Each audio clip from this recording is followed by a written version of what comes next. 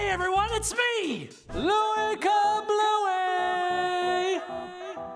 I've got a story for you that is so awesome, you will lose your mind.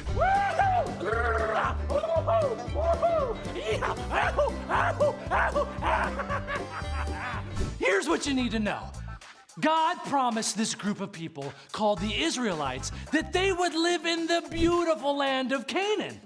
When they got to the border of Canaan, their leader, hi, I'm Joshua, sent 2 spies into the city of Jericho to, just to look around and see what was up. And the spies met a woman, hi, I'm Rahab, who told them that her people were afraid of the Israelites because they knew how God had been taking care of the Israelites. Specifically, he caused them to defeat all their enemies. Run away! Run away! And don't come back! When the spies told Joshua what Rahab said, it was very clear that God was making a way for them to enter into the promised land of Canaan. But first, there was a little matter of a river. The Jordan River was over 120 miles long. It was so full that the parts of it were flooding the land all around it. And it was between the Israelites and Jericho, which means there was no way to get across. What about a people catapult? There was no safe way to get across. Why don't we wait until flood season is over? Fine, there was no good way to get across. That is, no good way without God. But God was on their side, so God made a way, a good way and safe. See, there was this huge box called the Ark of the Covenant, and it was special because it represented God's presence. It was so special that it could only be carried by certain priests, and God had instructions for them. All right, priest, now this is gonna sound a little bit strange, but God wants you to carry the Ark of the Covenant, right into the Jordan River. It's pretty deep. Are you sure? Do you remember how God has been taking care of us for over 400 years and stuff? Yeah. Yeah, I think he's got this. Boy, was that an understatement.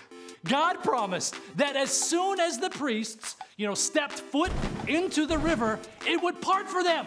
And all the people could just, walk across on dry land. And sure enough, as soon as the priests, stepped their foot into the water stopped flowing and it piled up, but way upstream. And the priests held the ark in the dry riverbed as the whole nation of Israel just crossed on dry ground. Whoa, deja vu. Deja very vu. This wasn't the first time God held back the waters for his chosen people.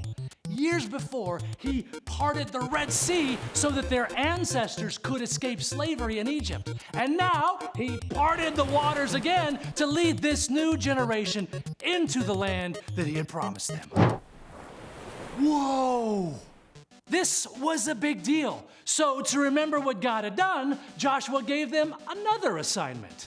Gather 12 large stones from the riverbed, 1 for each tribe, and we will build an altar. These tribes were kind of like the 12 major families that made up all the Israelites. So this altar would be a project for every single one of them. It would stand as a reminder to their kids and grandkids and great-grandkids and great-great-grandkids and great-great-great-great-great.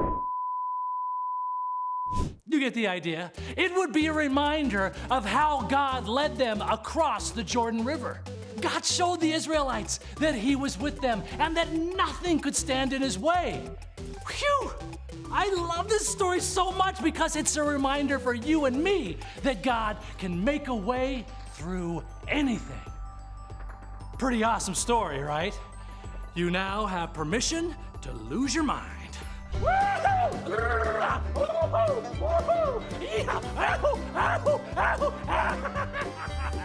See you next time.